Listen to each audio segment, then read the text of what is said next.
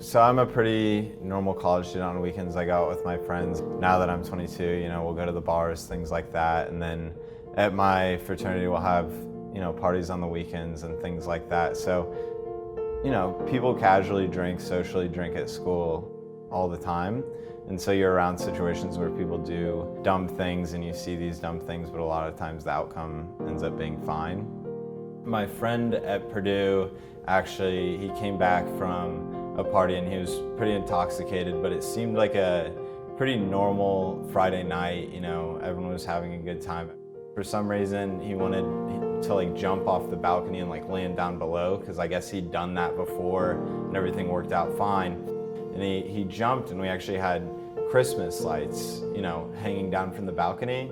So as he jumped, his leg caught in the Christmas lights, so then he started falling horizontally, and he landed on his back, and I saw him whiplash and hit the back of his head. And within 2 seconds, I thought of, Rachel when that happened, similar situation. So I ran down to check on him, and, the scary thing is he's telling me yeah, I'm fine, it's fine, I just need to go inside type thing.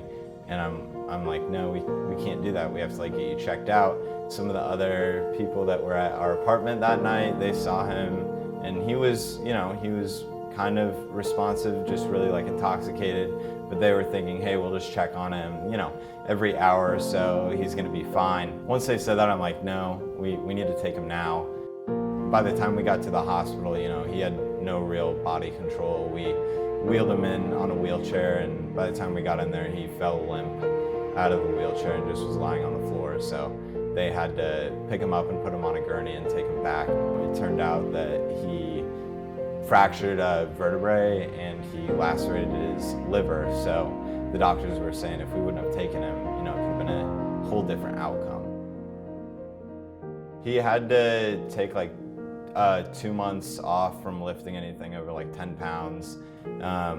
His insides hurt a little bit. His back was healing from fracturing his vertebrae. So he definitely felt the effects of what happened, but it's something he can recover from, which is, a huge thing.